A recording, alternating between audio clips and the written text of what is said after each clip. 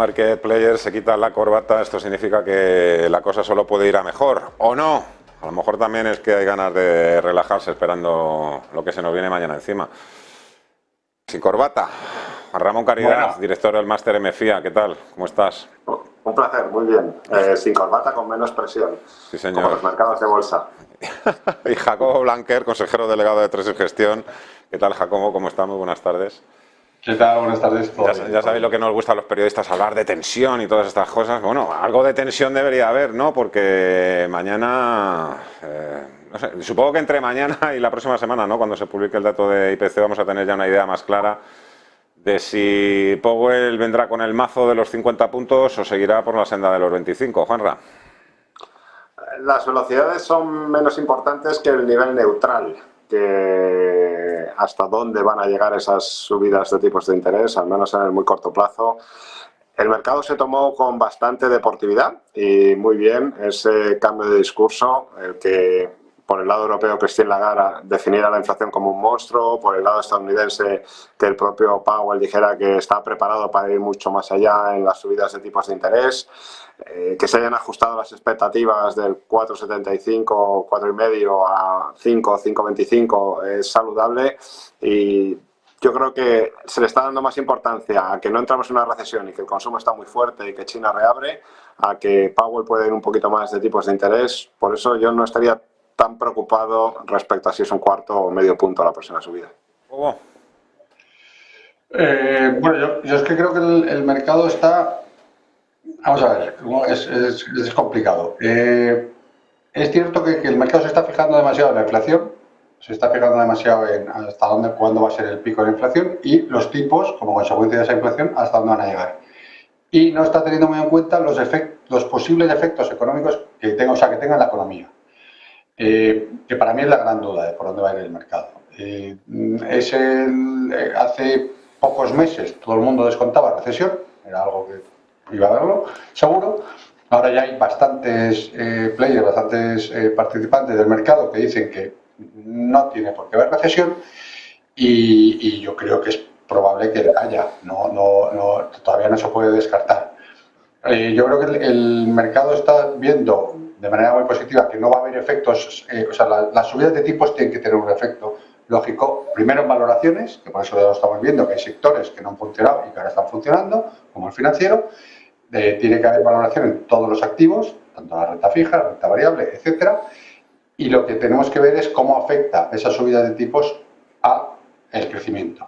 Hemos visto como los niveles de crecimiento, las previsiones están bajando y tenemos que ver hasta dónde bajan. Yo creo que el año va a empezar muy bien, pues porque hemos tenido factores muy positivos desde el punto de vista macro, pero la inflación sigue muy alta, los tipos, Powell no dejan de decir que van a subirlos, que los van a tener más altos, ya estamos hablando de 25-50, cuando hace una semana o 2 semanas, Fernando, era 25 y la probabilidad de 50 era prácticamente cero. Entonces, para mí es más interesante, más que hasta dónde llegan los tipos, que me da igual el 5, el 5,25, el 5,50, ver el efecto que tiene la economía en el segundo trimestre y tercer trimestre. Y luego están, Jacobo, Juanra, los que piensan que sí, que la Reserva Federal y el Banco Central Europeo están buscando una recesión, pero que no lo pueden admitir porque es algo tremendamente impopular que provocaría, entre otras cosas, un gran estallido social. Están buscando, programando o provocando una recesión inducida a los bancos centrales. Ayer se lo preguntaron a Jerome Powell, él dijo que no, evidentemente, pero hay grandes actores en el mercado, pensando en grandes bancos de inversión en Estados Unidos o BlackRock, que creen que sí, que es lo que persigue realmente la Reserva Federal en este caso. Bueno, ¿vas tú, Juanra, o yo, como quieras? ¿Tú qué te has lanzado primero, Jacobo? ¿Tú qué te has lanzado primero? Bueno, a ver, yo creo, no es que la esté buscando, vaya por ella. Lo que pasa es que es consciente que si sube los tipos de una manera más agresiva, hay más probabilidades de que nos aboquen a una recesión. Si luego pasase lo que algunos analistas predicen de bajadas de tipos muy rápidos, si luego hay bajadas de tipos muy rápidos, incluso este año que hay alguno que lo sigue defendiendo, eso sería muy malo. Eso sería porque estamos en una recesión que ha tocado mucho la economía, mucho más, y que todos los bancos centrales tienen que empezar a bajar los tipos para que esa desaceleración no llegue a tanto. Yo creo que el mejor escenario posible es que suban los tipos de una manera, por supuesto, cuanto menos mejor, pero que luego, pues que estén en una temporada, que no, por supuesto que este año no haya bajada de tipos en ningún banco central, que el año que viene, al principio del año, tampoco, y que logren bajar efectivamente la inflación, que se baje, y eso que es lo que pasa, que va a llevar de efecto una bajada de crecimiento económico. Hasta recesión es lo que tenemos que ver. Pero no es que lo busquen, lo que pasa es que, a ver, es un daño colateral, ¿vale? Es como las películas estas de daño colateral. Pues si yo quiero atajar la inflación, mi daño colateral es probablemente, si la quiero atajar rápido y de una manera fuerte, mi daño colateral es recesión. Juanra. Sí, o sea, claro, que si quieres ponerte a régimen, tienes que pasar por allá. Y puedes intentar bajar peso solo haciendo deporte, pero es poco probable. La Fed históricamente sabe que controlar la inflación, sobre todo cuando ya hay efectos de segunda ronda, cuando afecta ya a la subyacente, se produce no exclusivamente, pero con muchísima probabilidad en un entorno recesivo. Si la economía sigue creciendo, es difícil controlar los salarios, cuesta más doblegar la inflación subyacente y estoy con Jacobo al 100%. O sea, no es que lo provoque, pero sabe que va a ser difícil controlar la subyacente si no ralentiza los crecimientos, el empleo y, por lo tanto, las subidas y las tensiones salariales. Así que, sí, podemos decirlo de varias maneras, pero la correlación entre control de inflación y menor crecimiento es altísima. Por cierto, Banco Central Europeo, que tenemos también reunión la próxima semana y ya tenemos prácticamente sobre la mesa una subida de 50 puntos, 3,5%, ya veremos dónde termina la tasa terminal y si incluso podría superar el 4%, el Euribor ya está por ahí, pero lo que me ha llamado la atención, bueno, no sé si habrán llamado ya al orden al representante austríaco o alguien del Banco Central Europeo, porque la verdad es que eso de pedir, ¿cuántas fueron? Hasta 4 subidas de 50 puntos básicos, no dando fecha y prácticamente la cuantía. Eso ha molestado a algunos miembros, incluido el representante italiano, Ignacio Visco. Que se peleen en público, esto nunca es bueno. Es que, Fernando, que me parece una soberana... O sea, que al austríaco habría que a lo mejor llevarla al banquillo una temporada. Por eso decía. O como si fuese árbitro, congelarle, como dicen. Si estamos todos los bancos centrales, incluso Powell ayer y antes de ayer en el Senado del Congreso, diciendo que la subida de dentro de 15 días va a depender mucho de los datos que conozcamos del viernes de paro y de inflación del año que viene, la semana que viene, ¿cómo puedes predecir que vas a hacer 4 subidas de 50 puntos básicos en las próximas 4 reuniones en los próximos 6 meses? Porque me parece una chalada. Si estamos diciendo que vamos a ir en función de los datos, pues no te aventures tanto. O es que este señor ya sabe la inflación de julio. Entonces, vale, entonces me callo. Si ya sabe la inflación de julio, entonces me callo. Pero no creo que lo sepa. Es más, no creo que sepa ni la de marzo. Italia, además, es muy sensible porque tiene unos déficits este año, el pasado del anterior, de casi un 10% cada año. Y yo creo que también lo que es importante de cara a tranquilizar a todo el que nos esté escuchando y tenga hipoteca, es que esas declaraciones que hace el austríaco es en un entorno académico que es altamente improbable, por no decir imposible, que se vayan a producir, que las empresas y los gobiernos se financian a largo plazo, no a corto. O sea que también es verdad que no es tan dramático las subidas que hacen en el corto, porque estamos viendo cómo los vencimientos medios de las deudas de los países europeos cada vez son más largos, infinitamente más largos de lo que fue en 2012 cuando tuvimos la crisis aquí de deuda. Pero que, vamos, es que Christine Lagarde lo ha dejado clarito y es data driven, o sea, es en función de lo que vayan viendo y con mucha moderación. Que nos podemos ir a unos tipos del 4, pues sí que es muy probable. Ya subidas tan agresivas, pues así es absoluta, es un brindis al sol ahora mismo. Lo que piensan también muchos economistas. Ayer hablaba con uno de ellos y me decía, mira, tenemos la inflación en el 8,5% en la eurozona. Si el objetivo es devolver la inflación al nivel del 2%, los tipos de interés tienen que subir al 10%. Otra cosa es que estemos preparados para escuchar cosas así, pero esto ya sucedió la década de los 90 en España. La persona que entrevistaste sabe la inflación que va a haber dentro de 6 meses o de 8 meses. Oye, ya por ahí ir tocando también más palos. Japón, última reunión del Banco Central de Japón con Kuroda. Ahora se va a producir el relevo.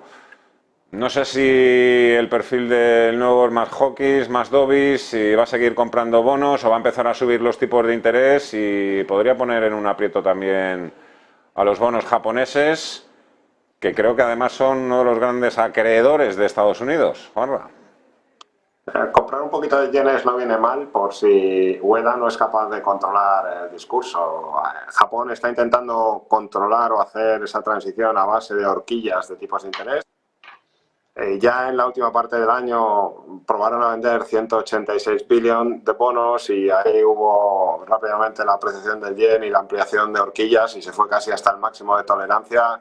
Y es un papelón, porque Ueda es mucho más académico, no es un perfil tradicional, no es el típico vicepresidente o alguien que tenga una experiencia muy dilatada o haya estado muy próximo a todo lo que han estado haciendo en Japón con los Abenomics, así que sin lugar a dudas es una de las grandes incertidumbres, es un punto muy vulnerable y por eso muchas coberturas para la gente que está invirtiendo a Asia, comprando opciones ante una posible apreciación del yen o estando cortos en los tramos largos de la curva es algo que tiene sentido a día de hoy. Se me ha olvidado preguntaros la pregunta más importante de todas, ¿por qué siguen subiendo entonces las bolsas y la inflación no se va y los tipos de interés se quedan? Jacobo, que hay explicaciones para todos los gustos. A ver, Las valoraciones, la liquidez, no sé, pero hay parte de eso, o sea, hay parte de valoración. Europa lo está haciendo mejor porque efectivamente la valoración se había quedado muy baja comparado con Estados Unidos. En Europa ha salido al final, o el principio de año ha sido mucho mejor de lo esperado, pues un invierno más benigno, precios del gas cayendo de una manera muy fuerte desde final del año pasado y principio de este, reapertura de China, bueno, todos estos factores que hemos comentado varias veces y al final eso en datos macroeconómicos se está notando. El mercado, cuando descontaba una situación muy mala, en cuanto es algo mejor a nivel macro, pues lo que hace es ir al mercado. La liquidez sigue existiendo, sigue habiendo una liquidez tremenda, porque los bancos centrales realmente están bajando su balance un poquito, el Banco Central Europeo, un poquito la Reserva Federal, pero el Banco de Japón y el Banco de China están haciendo lo contrario. O sea que la masa monetaria a nivel mundial, el balance de los bancos centrales, no te creas que ha bajado. Entonces, liquidez sigue existiendo. El balance de los bancos centrales sí que es algo que debería de bajar y que probablemente cuando se tome más en serio las bajadas y reduzca más el balance, lo notaremos en los activos y más en los activos de riesgo. Pero a día de hoy no. Entonces, en este entorno, pues las bolsas siguen razonables. Y las bolsas están ahora mismo tienen un problema. ¿Hasta dónde va a llegar los tipos? Como ha comentado Juan Ramoyen. ¿Hasta dónde va a llegar los tipos? Más que si van a subir 25 o 50, ¿hasta dónde van a llegar los tipos? La inflación, cuando efectivamente, si efectivamente se va a empezar a relajar, que no lo hemos visto en enero. Y lo que os he comentado yo al principio. Y el efecto que va a tener todo esto en la economía. Y en los resultados empresariales. En los resultados empresariales del cuarto trimestre, que ya prácticamente han acabado, hemos visto que han sido buenos, están bien, pero en sorpresas positivas han estado peor, han estado mejor en ventas de lo esperado, pero en márgenes, pues ya vemos que los márgenes se tocan. Vamos a ver en abril, cuando se empiecen a publicar los resultados del primer trimestre de este año. Eso es lo que de verdad nos va a marcar el mercado. Los datos de ahora, de esta semana y de la semana que viene, o sea, el dato del paro y de inflación de la semana que viene, pues nos van a marcar un poco los tipos hacia dónde van. El mercado yo creo que tiene bastante asumido ya que los tipos van a estar más tiempo, en líneas generales, pero puede haber algún susto por esa parte, pero yo creo que va a venir más por datos, por ver la economía, por dónde sale. Entonces, las bolsas están aguantando por eso, pero está aguantando Europa, porque el Dow Jones está en plano. El S&P sube, pues ahora lo miro, pero sube ligeramente. Si sube, vamos, que entonces lo que está contando muy bien es Europa por valoración y por liquidez. Y luego los flujos, eso sí que es verdad que los flujos hacia Europa han sido muy fuertes en nuestros primeros meses. Muchos cierres de cortos que había por parte de americanos de Europa se han liquidado y ha habido más flujo de dinero hacia la renta variable europea que la que hay normalmente. Y ha habido salida de flujo de renta variable americana. Y está habiendo más entradas hacia Europa y emergentes. Pues mira, tengo aquí la performance del S&P 500, 3,97% de subida, Que es lo que es más de lo que dan bono, bueno, están ahí en bono a 10 años en Estados Unidos. Por cierto, no os he preguntado qué es lo que esperáis del dato de empleo de mañana viernes, el de la próxima semana, día 14, creo que es martes o miércoles, ¿no? El dato de inflación en Estados Unidos, sobre todo con el dato de inflación hay como mucha controversia, hay algunos que creen que va a superar expectativas y se va a ir por encima del 6,4% y hay otros que no, que dicen que se va a reconducir al 6%, Juanra. O sea, las partidas importantes siguen mostrando una fortaleza muy grande y todavía por comparables el efecto base no va a empezar a dar algún respiro porque ya empezamos a haber superado el aniversario de la guerra de Rusia, y es verdad que ese respirillo más la reducción de los precios de energía a nivel agregado puede dar alguna alegría, pero hay que entender que la inflación subyacente va por detrás, que la inflación permea en todas las capas de la economía y lo previsible es que el agregado salga un poquito mejor, pero el subyacente sigue siendo un dolor y cuando miremos partida o por partida, pues menos ilusionante de lo que nos gustaría. Es el dato de IPC, que me lo acabo de mirar, martes. Jacobo. El martes. El miércoles es el Liverpool. Muy bueno, sí señor. Cuéntame un poco ahí tus expectativas, Jacobo. Pues sí, mira, te voy a contestar diciendo que si Powell espera los datos para ver cómo reacciona, y creo que tiene unos cuantos economistas más que el grupo Tresis y que... Seguro. Él dice que todavía no han tomado ninguna decisión. Pues si yo no la tomo, no voy a seguir a tomarla. Vamos a ver los datos. A ver, yo en líneas generales creo que hay que, con los niveles de Europa de subidas y con el mercado, con la alegría que ha tenido, pues no está de más a lo mejor reducir un poco de peso en rentabilidad e irme a sectores que lo han hecho muy mal en este principio de año y que pueden estar. Dicho esto, a nivel más a medio plazo en este entorno sigo pensando que las cíclicas lo van a hacer mejor, que los bancos lo pueden hacer mejor y las energéticas, a pesar de que subieron a principio de año y este año no están tan, yo creo que muchas energéticas petroleras todavía tienen margen para seguir subiendo porque las valoraciones contra la media histórica todavía no son tan altas. El tema de la energía es uno de los índices también con peor desempeño. Creo que lleva un 7,5% de caída. Estamos viendo también al petróleo, que no puede con los $85, ni el West Texas con los $80. Ahí, Juanra. No sé, parece que era un poco la apuesta segura, ¿no? Caballo ganador 2023, de momento está pinchando. Suele pasar, pero a poco medio plazo visión que uno tenga, si viendo el compromiso que hay en cuanto a transición energética, los objetivos a 2030, 2035, 2050, la cantidad de inversión que se requiere para dicha transición en el lado limpio es brutal y sigue habiendo una falta de capacidad a poco que los crecimientos se reactiven y China poco a poco va entrando en el mercado, así que yo creo que por valoración, por necesidad, por lo inelástica que sigue siendo la oferta y por la falta histórica de inversiones y de CAPEX, los fundamentales siguen estando ahí. O sea, estos recortes toca porque la subida había sido espectacular, pero sigue teniendo todo el fundamento para mí. ¿Inversión en energía? ¿Perdona? Inversión en energía. ¿Ahí cómo estáis jugando vosotros, vuestras bazas en Tresis? Sí, pues nosotros seguimos invertir tanto sobre todo en petroleras, aquí estamos más tenemos en cartera ahora pues Shell, tenemos Total, tenemos en Estados Unidos, Valeo, etcétera. Tenemos también, tenemos de las dos, de productoras, tenemos de refino, pero en general el sector energético seguimos en él, y si sigue cayendo aprovecharíamos incluso para incrementar. Los dos grandes sectores este año, uno está funcionando muy bien, que es el financiero europeo está funcionando en el cine, y el otro que se tendría que ser la otra promesa del año, que era el petrolero, pues yo creo que todavía hay margen para que funcione por valoraciones y porque contra la media histórica, como he dicho antes, todavía no está mal. Y estoy de acuerdo 100% con Juanra. El precio del crudo no tiene pinta de que vaya a bajar, ni porque la OPEP quiera que baje, y porque hay nuevos demandantes, con la entrada con la reapertura de China, que es el gran demandante de petróleo. O sea, que no veo motivos para que baje. Estamos contando el encuentro que han tenido representantes del gobierno ruso con Arabia Saudí. Parece que siguen estrechando lazos y que se necesitan en uno al otro. Vamos a ver qué tipo de impacto puede tener esto, porque en principio también hay operadores del mercado petrolero que dicen que el recorte de la producción en Rusia y los embargos todavía no se ven por ningún lado en el mercado. Juan Ramón Caridad, máster MFIA, Jacobo Blanquer, consejero delegado 3 Gestión, ha sido un gran placer. Muchísimas gracias a los dos. Hasta la próxima. Cuidaros, que vaya todo fenomenal.